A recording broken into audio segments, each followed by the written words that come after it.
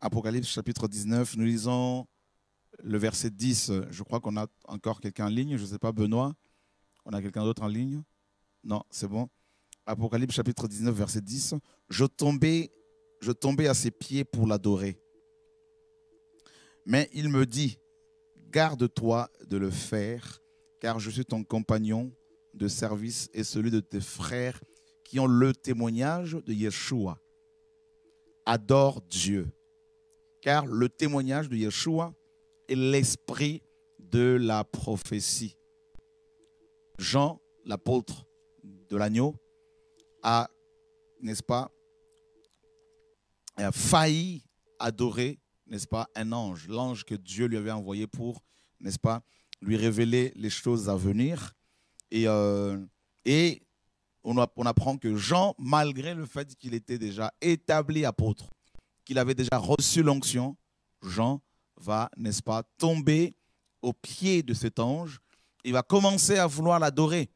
Et heureusement que cet ange, bien sûr, l'a arrêté en lui disant « Arrête, arrête, ne le fais surtout pas, car je ne suis que ton compagnon, n'est-ce pas, et de service. » Donc, on apprend que les anges sont nos compagnons de service. Tout enfant de Dieu qui craint réellement le Seigneur est assisté par les anges, n'est-ce pas? Par les anges que le Seigneur, n'est-ce pas, a mis à sa disposition, à leur disposition. Et en fonction de l'appel des uns et des autres, le Seigneur a assigné, n'est-ce pas, des anges à des tâches bien spécifiques. Et comme aussi Hébreux 1,14 le dit, ils sont au service de ceux qui doivent hériter, n'est-ce pas, du salut. Et donc Jean voulait adorer son compagnon. Attention, mes amis, de ne pas nous adorer les uns les autres. Attention de ne pas adorer les hommes, de ne pas adorer la nature, la création, de ne pas adorer les apôtres, les prophètes, les docteurs, les prédicateurs. Attention, attention, n'adorez surtout pas vos maris, vos femmes, mes sœurs, mes frères. Et Dieu seul doit être adoré. L'adoration ne doit en aucun cas, mes amis, être dirigée vers la création, les créatures, n'est-ce pas? Donc, ni les saints, ni le pape, ni les prêtres, ni, mes amis, les choses de ce monde, ni les choses à venir ne doivent être adorées. Dieu est le seul être à qui nous devons rendre la gloire, la louange, l'honneur, la puissance, la majesté. Vous me direz, frère, mais qu'est-ce que l'adoration? L'adoration, c'est quoi? C'est simple. Et si vous avez du mal à vous passer de quelque chose, cette chose devient votre Dieu. Si vous avez du mal à vous passer de quelqu'un, n'est-ce pas? La personne devient naturellement, n'est-ce pas, votre Dieu. C'est terrible. Donc, l'adoration, je la définis aussi comme cette dépendance que nous sommes censés avoir vis-à-vis de notre Créateur. Un adorateur est une personne dépendante du Seigneur, n'est-ce pas? Donc, oui, l'adoration, c'est le fait de dire ce que Dieu est. Dieu est bon, Dieu est amour, Dieu est glorieux, Dieu nous aime, et tout ça. Et, mais l'adoration, mes amis, c'est cette dépendance. Et je crois que nous allons quand même, pendant quelques minutes, parler un peu de l'adoration. Et je me sens conduit vraiment par le Seigneur dans ce sens. Donc, c'est cela l'adoration, la dépendance vis-à-vis du Seigneur. Un adorateur est une personne qui est tellement dépendante du Seigneur que si elle sort de cette adoration, elle est mal.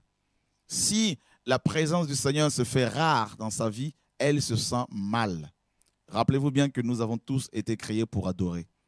Tout être humain, tout homme, quel qu'il soit, croyant ou athée, selon les hommes, fidèle ou infidèle, nous avons tous été créés pour adorer. Il est dit dans Ecclésiaste chapitre 3, Ecclésiaste 3, Salomon dit que Dieu a mis dans chaque homme la pensée de l'éternité. Donc, il a mis en nous, mes amis, cette capacité en nous créant de pouvoir adorer. Et malheureusement, les hommes, beaucoup d'hommes, notamment ceux qui ne veulent pas croire en Dieu, ne veulent pas venir au Seigneur, ben, adorent soit la nature, comme les animistes, adorent soit les êtres humains, et les souris, comme dans l'hindouisme, les hindous ont à peu près 3 millions de divinités, 3 millions de dieux. Tout est pratiquement Dieu dans l'hindouisme. Les souris sont de Dieu, les vaches ne sont pas consommées parce que la viande de vache n'est pas consommée parce qu'elles sont considérées comme des divinités. Vous voyez, tout est Dieu. La nature, tout ça, les insectes, tout ça, c'est impressionnant. Vous voyez? Et malheureusement aussi, on trouve cela dans le catholicisme romain, dans l'église catholique romaine, où, mes amis, le pape est pratiquement considéré divinisé carrément, et les saints, on leur adresse des prières, tout ça. Aujourd'hui, même dans nos assemblées évangéliques, malheureusement, n'est-ce pas, même là où la parole véritable est prêchée, les prédicateurs peuvent devenir des divinités si vous ne faites pas attention. Si on ne fait pas attention. Vous voyez, donc, l'homme a tendance à adorer, n'est-ce pas, les êtres visibles. L'homme a tendance, n'est-ce pas, du fait qu'il a été créé pour adorer, l'homme a tendance à matérialiser Dieu. C'est pour cela, dans Exode 32, quand Moïse va s'absenter pendant 40 jours, les enfants d'Israël, alors qu'ils avaient vu des grands miracles que le Seigneur notre Dieu avait opérés, n'est-ce pas, ils vont mettre la pression sur Aaron, le frère de Moïse, pour qu'il leur fabrique un Dieu. Et Aaron va leur demander de se dépouiller, il va, n'est-ce pas, les dépouiller, il va prendre leurs bijoux, tout ça, l'or qu'ils avaient, et, n'est-ce pas, avec ses bijoux, ses trésors, il va leur fabriquer un veau, le veau d'or. Et tout le monde dira, Israël, voici ton Dieu. Vous voyez, l'homme a tendance à matérialiser Dieu. L'homme, parce que Dieu est invisible, eh bien, l'homme veut se créer son petit Dieu à sa hauteur, à sa dimension, à sa convenance. Un Dieu, n'est-ce pas, qui soit tellement visible qu'il peut facilement le toucher, le manipuler, n'est-ce pas? Et voilà comment nous sommes. Alors, si ce n'est pas un pasteur qui va être divinisé, ça va être une prophétesse. Si ce n'est pas une prophétesse, ça va être un bâtiment. Si ce n'est pas un bâtiment, ça va être aussi l'argent. L'argent est devenu un dieu. L'argent, monnaie, n'est-ce pas? Il est tellement divinisé que, eh ben, on lui rend carrément, beaucoup de gens lui rendent carrément un culte, le voient en culte. C'est terrible. Et beaucoup de gens se suicident et vont se sacrifier pour le dieu argent. Ils vont vendre leur corps, se prostituer pour avoir de l'argent. Ils vont vendre leur corps pour avoir, d'autres vont se vendre, vont se sacrifier pour adorer le Dieu, mes amis, je ne sais pas, qu'on appelle par exemple la drogue, n'est-ce pas? Donc, beaucoup de drogués sont tellement addicts, sont tellement dépendants de la drogue qu'ils vont se prostituer, tout ça là, pour pouvoir, n'est-ce pas, se soulager, pour répondre aux besoins, n'est-ce pas, de leur corps, en consommant ce Dieu. Et c'est une forme d'adoration, en fait. Vous voyez, frère? Donc, je vous disais tout à l'heure que l'adoration, je la définis comme une dépendance. C'est ce que Dieu me fait comprendre en même temps. C'est-à-dire, un adorateur du véritable Dieu, c'est celui qui dépend du Seigneur. Comme le Seigneur Jésus-Christ, homme, disait, n'est-ce pas, qu'il ne fait rien sans son Père, n'est-ce pas? Qu'il était là pour faire la volonté du Père. Et l'adoration, bien sûr, regardez ce que Dieu dira à Abraham dans Genèse chapitre 22. Genèse chapitre 22. La parole nous dit ceci.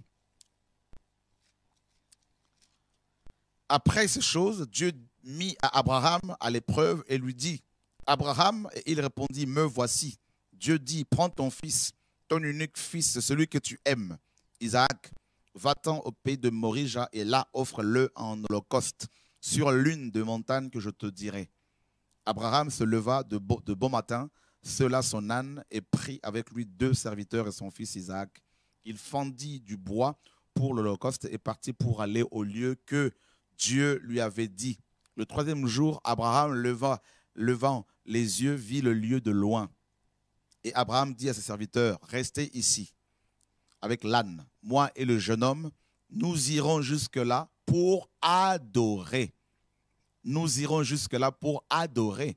Vous avez vu que ici, bien sûr, il n'y a pas une chorale, il n'y a pas des instruments de musique qui vont être, mes amis, utilisés pour adorer le Seigneur. Donc, on comprend par là que l'adoration n'a pas forcément un lien avec, mes amis, l'adoration ne signifie pas nécessairement jouer de la musique, jouer d'un instrument. L'adoration, ici, qu'est-ce que nous comprenons? C'est d'abord l'obéissance.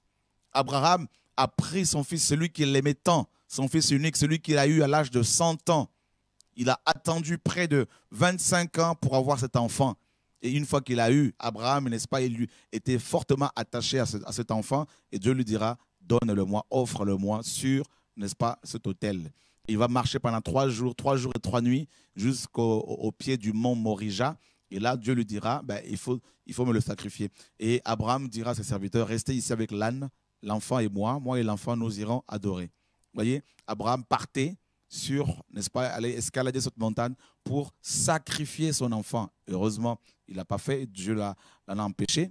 Et il y avait un bélier à côté qu'il a pu sacrifier. Vous vous rendez compte, frères et sœurs, Abraham, le père de la foi, n'est-ce pas, il va nous montrer le chemin de l'adoration. Il nous apprend ici que l'adoration, c'est quand on offre au Seigneur quelque chose qui nous coûte cher, quelque chose une chose à laquelle nous sommes attachés. Et la chose qui nous coûte le plus cher, ce n'est pas les biens matériels, ce ne sont pas les biens de ce monde, c'est notre vie. C'est notre vie, n'est-ce pas? Il est dit dans la parole, que donnerait-il un homme? Que donnerait un homme en échange de son âme? N'est-ce pas? Regardez quand les riches sont braqués. Très souvent, ils vont dire aux braqueurs, prenez tout et laissez-nous en vie. Pourquoi? Parce que ils se disent qu'on peut toujours recommencer à zéro. Voyez, donc la vie est plus précieuse que l'argent. Et beaucoup des riches sont malades, sont condamnés par la médecine, sont en train de mourir. Ils aimeraient tellement, n'est-ce pas, racheter leur vie. Et ne serait-ce que quelques secondes, quelques jours, parce qu'ils ont beaucoup d'argent, mais ils ne peuvent pas toujours le faire. Voyez, donc c'est là qu'on comprend que la vraie richesse, mes amis, ce n'est pas les choses de ce monde. La vraie richesse, c'est quand on a Dieu dans son cœur. Et l'adoration, c'est quand on offre au Seigneur, n'est-ce pas, la chose à laquelle nous tenons tellement, nous tenons tant, et c'est notre propre vie. Et Dieu dit à Abraham, donne-moi, sacrifie-moi, offre-moi ton enfant là. Et Abraham est parti sur la montagne pour adorer le Seigneur, frères et sœurs.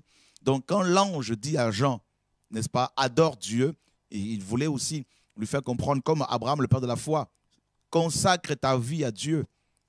Sacrifie ta vie davantage au Seigneur. Ce n'est pas à moi qu'il faut s'agenouiller. Vous savez, le fait de se prosterner devant cet ange, quand on adore le Seigneur, le fait de se prosterner, c'est symbolique. Hein? C'est comme si on disait au Seigneur, je te donne ma vie, je m'offre à toi. N'est-ce pas? Je me prosterne. Se prosterner, c'est en grec peito. Peito signifie quitter un lieu élevé, n'est-ce pas, vers un lieu plus bas, n'est-ce pas?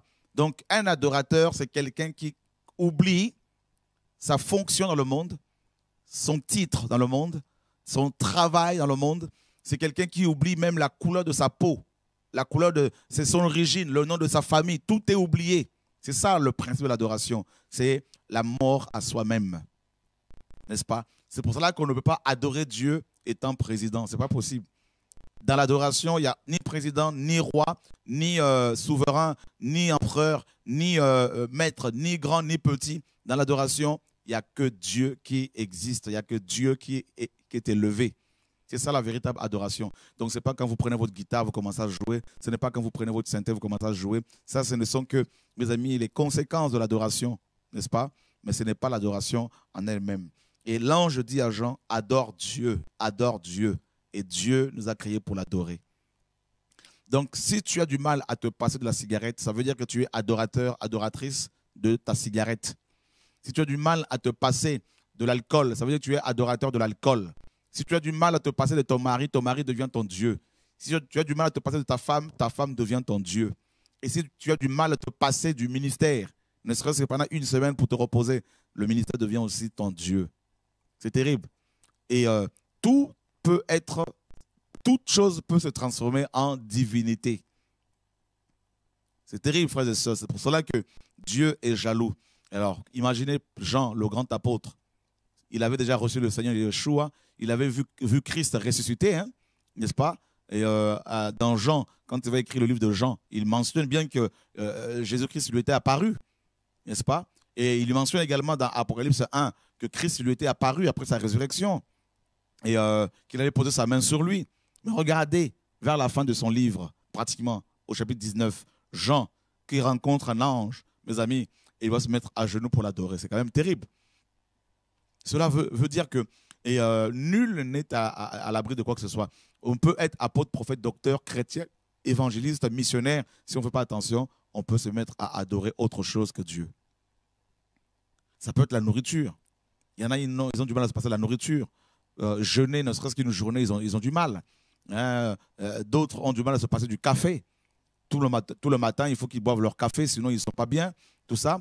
Donc, l'organisme est tellement devenu addict du café, de la caféine, tout ça, donc que s'il n'en prend pas, ça va pas. D'autres, c'est, je ne sais pas, c'est le yaourt, tout ça, c'est le sucre, et voilà, c'est le piment. Ils ne peuvent pas manger sans le piment. D'autres ne peuvent pas manger ça. Ils ont du mal à se passer de la morue. Et d'autres, c'est le riz. D'autres, c'est la semoule. D'autres, c'est le manioc, tout ça. Donc, alors ce soir, chacun doit identifier ses dieux afin de pouvoir, n'est-ce pas, les chasser. Voilà. Donc, chacun doit identifier, n'est-ce pas, les divinités auxquelles il est soumis. Ça peut être la télévision, ça peut être Internet, tout ça, ça peut être les films, ça peut être, je ne sais pas, quelles sont les choses auxquelles nous sommes attachés, dont on a du mal à se passer, ne serait-ce qu'un jour, 2 jours, tout ça. Là. Et voilà, que le Seigneur, frères et sœurs, nous garde. Et l'ange dira à Jean par la suite, après lui avoir dit, ne m'adore pas, mais adore Dieu, il dit, car le témoignage de Yeshua, le témoignage de Jésus-Christ est l'esprit de la prophétie. Chrétiens, écoutez bien. Le témoignage de Jésus-Christ est l'esprit de la prophétie. C'est-à-dire l'ensemble de la révélation consignée, révélation divine que Dieu a révélée aux hommes. C'est-à-dire ce livre, la Bible de Genèse à Apocalypse, on apprend que ce livre-là, n'est-ce pas, a pour objectif, n'est-ce pas, et le témoignage de Jésus-Christ. C'est terrible. Donc, une prophétie qui glorifie l'homme ne vient pas de Dieu. Toute prophétie qui élève l'homme, qui glorifie l'homme, une prophétie qui fait que l'homme est élevé, glorifié, magnifié, ne vient pas de Dieu. Le témoignage de Yeshua, c'est le fondement même de la prophétie biblique. D'accord? Si cette parole nous a été révélée, c'est pour que Yeshua soit témoigné. Voilà pourquoi il dira à Jean, aux 12 apôtres, dans Acte 1, vous serez mes témoins, n'est-ce pas? Vous allez témoigner de moi partout. Quand il s'est révélé à Paul, il dira, n'est-ce pas, à Ananias, cet homme est un instrument que je me suis choisi, il va témoigner de moi. Voyez? Donc nous ne sommes pas là pour témoigner de nous. Nous ne sommes pas là pour témoigner des uns des autres. On peut rendre témoignage vite fait comme ça des frères et sœurs par rapport à leur, n'est-ce pas, moralité, par rapport à leur marche avec le Seigneur. Il n'y a pas de problème. Mais le témoignage que nous sommes appelés à rendre, frères et sœurs, matin, midi, soir, c'est celui de Yeshua, notre Seigneur et Sauveur. C'est pour cela que tout ministère, tout pasteur, tout prédicateur qui n'est pas focalisé sur Jésus-Christ, mes amis, n'est pas de Dieu. Quand un pasteur dit que moi, ma spécialité, c'est de parler de finances, c'est faux. Quand un pasteur dit, moi, ma spécialité, c'est de parler que de la foi, frère, non. La foi vient de ce qu'on entend, et ce qu'on entend vient de la parole de Dieu. Donc, il peut parler de la foi, c'est vrai, mais la base, c'est Yeshua. Parce que c'est lui qui suscite la foi. Et on apprend dans Romains 11 que c'est de lui, et par lui et pour lui que sont toutes choses. Donc, c'est de lui, il est la source. Par lui, c'est le moyen par lequel les choses passent, n'est-ce pas? Et pour lui, c'est la raison pour laquelle les choses doivent se faire.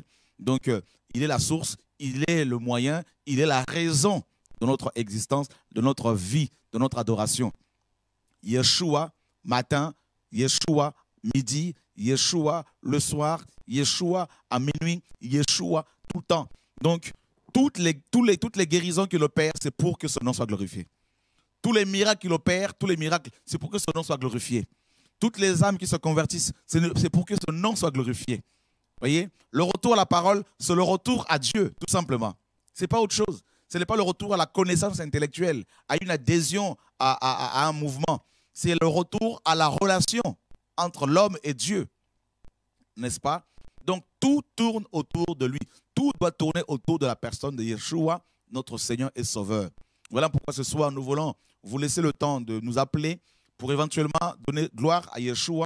Vous laissez l'opportunité ce soir, l'occasion d'appeler pendant quelques minutes, de donner gloire au Seigneur par rapport à ce qu'il fait dans vos vies, par rapport à ce qu'il a accompli dans vos vies, frères et sœurs.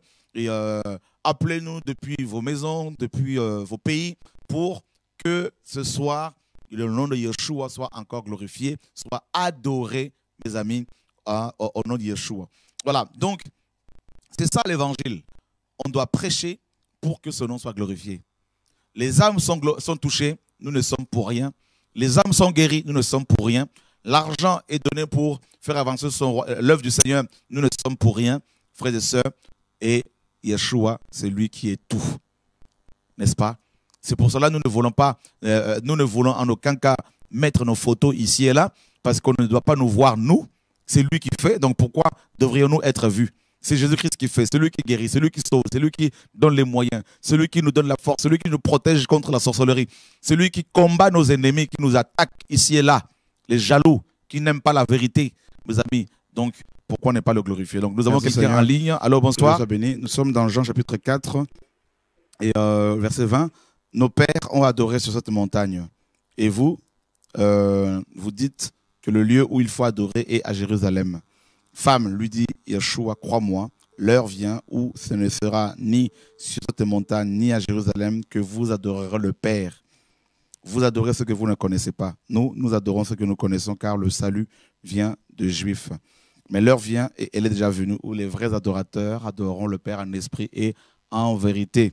Ce sont là les adorateurs que le Père demande. Donc Dieu demande des adorateurs. Vous voyez? Et ça, c'est magnifique. Et Dieu est esprit et il faut que ceux qui l'adorent en esprit, en vérité. Donc cela veut dire qu'il n'y a pas un lieu spécifique où les gens doivent se rendre constamment pour adorer. Sous la loi, oui, n'est-ce pas? Sous Moïse, il y avait Jérusalem. Et pour les Samaritains, ils allaient prier sur le mont Garizim, n'est-ce pas? Sur le mont Garizim, ils avaient construit un temple à l'époque de Néhémie. Et les Samaritains allaient sur cette montagne et les Juifs à Jérusalem. Et donc aujourd'hui, il n'y a pas un lieu centralisé, il n'y a pas d'endroit précis où les chrétiens sont obligés d'aller, n'est-ce pas, pour chercher Dieu. Ça n'existait plus sous la Nouvelle Alliance, frères et sœurs. C'est complètement charnel. Il y a des endroits où on peut se retrouver de temps à autre pendant quelques temps, mais faire d'un endroit une maison de Dieu, la maison de Dieu, c'est carrément remettre en place Moïse. Donc, transformer un lieu en un lieu d'adoration où des chrétiens doivent s'y rendre pour adorer Dieu, c'est de la religiosité, c'est la religion. Ce qui fait que beaucoup de chrétiens n'adorent pas Dieu chez eux, dans la rue, alors que l'adoration, c'est le sacrifice perpétuel de notre vie. C'est la consécration de notre vie. Donc, faire d'un endroit un lieu d'adoration, c'est dire aux chrétiens qu'ils ne doivent pas adorer partout, et sauf dans cet endroit-là. Et c'est pour cela qu'il y a beaucoup d'hypocrisie. On fait semblant d'être chrétien une fois qu'on est dans ce bâtiment ou dans ces maisons d'église, et quand on est à l'extérieur, il n'y a plus rien. C'est pour cela que ceux qui s'enferment dans des maisons en campagne et dans des petites sectes pour attendre le retour de Jésus-Christ, en cultivant du maïs ou en faisant de l'agriculture, de l'élevage, ce sont des sectaires, c'est des sectes.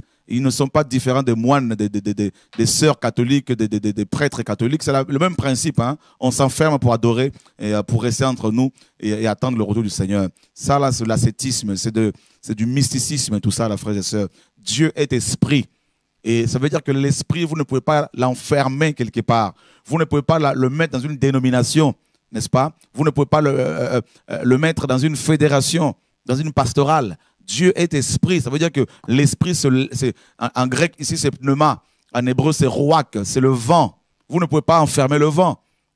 Et il est dit dans Jean 3, celui qui est né d'esprit est comme du vent. Tu ne sais ni d'où il vient, ni où il va. Voilà, mes amis, la vraie définition d'un chrétien authentique. Il est comme du vent, comme l'esprit. On ne peut pas le contrôler, le gérer, l'enfermer quelque part. Il est fou, fou de Jésus, passionné de Jésus. Donc, c'est un vrai adorateur. Et il adore Dieu par sa vie sanctifiée. Il adore Dieu par sa vie consacrée. Il adore Dieu partout où il est. Sous la douche, dans la cuisine, partout, au travail, à l'école. Sa vie est tellement sanctifiée que quand les gens le voient, ils se disent, tu es différent, n'est-ce pas? Tu t'habilles différemment, tu parles différemment. Voilà un vrai chrétien. Il peut ne pas être avec un pasteur, il peut ne pas être dans une église locale, mais il est chrétien parce qu'il suit son Dieu. C'est ça, être, mes amis, adorateur. Ce n'est pas, mes amis, être dans une chorale, faire du gospel, oh, à l'américaine, tout ça avec des soutanes, tout ça là. Ça, c'est du bidon, ça, c'est du pipeau, excusez-moi du terme. Voilà, tout ça, c'est de l'arnaque, c'est de l'invention, c'est du mensonge, tout ça là. C'est des artifices, tout ça là, que l'ennemi a mis en place. La vraie adoration, frère, c'est quand notre vie est sanctifiée, quand notre vie est offerte au Seigneur. Ce n'est pas quand on suit, mes amis, un pasteur, tout ça là.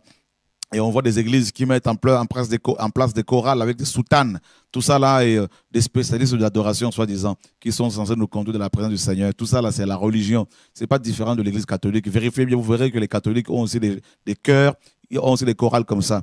Mes amis, tout ça, c'est le monde. Et donc, Dieu veut qu'on l'adore en esprit, en vérité. Et le Seigneur a dit à la femme samaritaine, ce n'est ni sur le mont Garizim, ni à Jérusalem, mais en esprit et en vérité. Comme Dieu est esprit et il est omniprésent, partout, vous pouvez, n'est-ce pas, et le servir, l'adorer, et en vérité, et en esprit et en vérité. Donc, c'est clair, la vérité, c'est la parole. Donc, l'adoration, n'est-ce pas, doit être faite selon la parole de Dieu et non selon le monde. Dieu aime l'adoration, frère. Il veut des adorateurs. Il ne veut pas tout de suite des prédicateurs, d'abord. Dieu veut d'abord des adorateurs.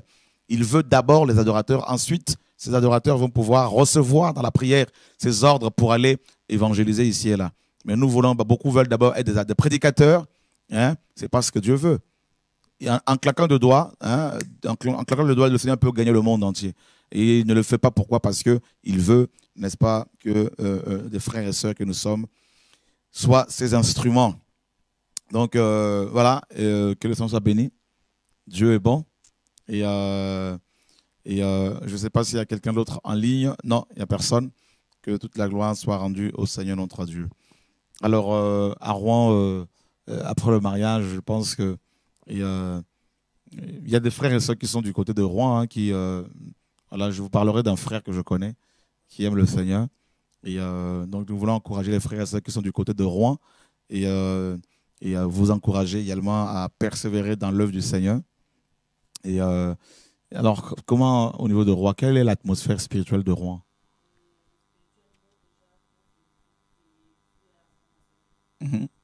Quand j'étais dans les ADD, le pasteur nous disait que voilà, il fallait vraiment beaucoup prier. D'accord.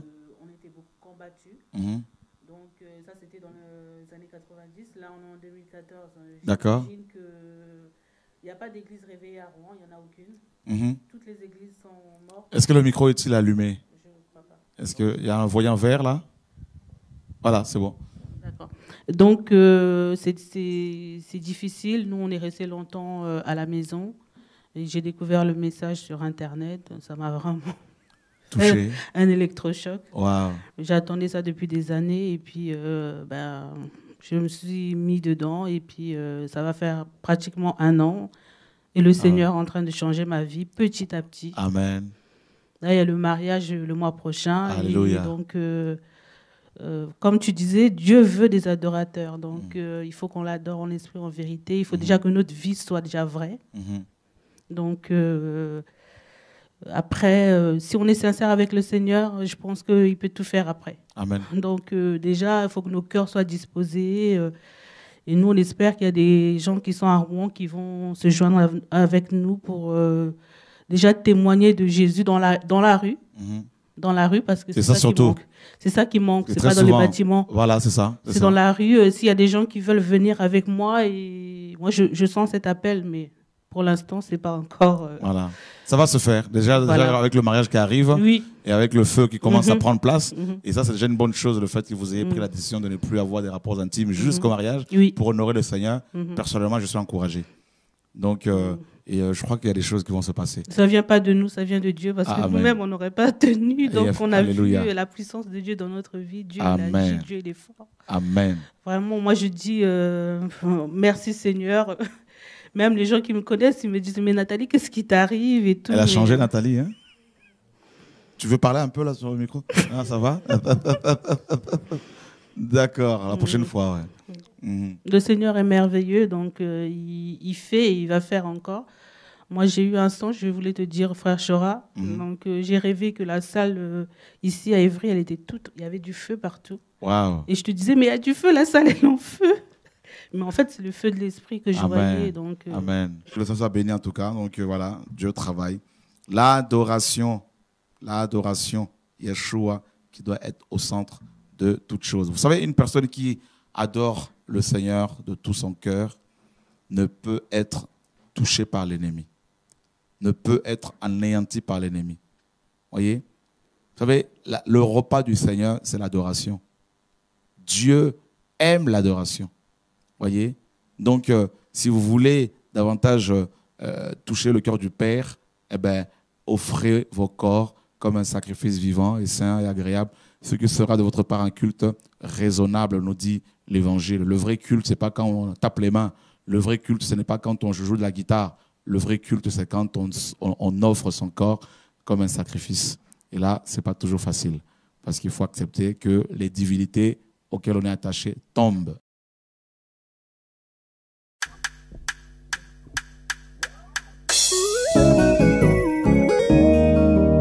Chaque jour le monde me propose d'accepter ses idées, mais je ne peux pas parce que je t'aime.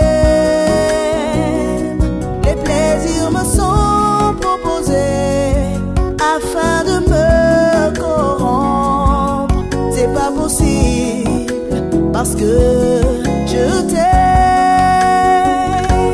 Seulement parce que je t'aime, seulement parce que je t'aime, je ne veux pas heurter ton cœur parce que je t'aime.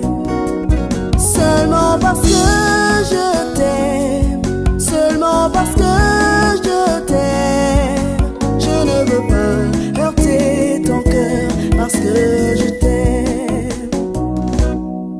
La crainte de ton nom m'empêche de faire ce que tu ne veux pas.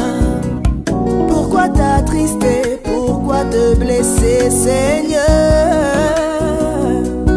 Tu ne le mérites pas. Tu m'as aimé le premier.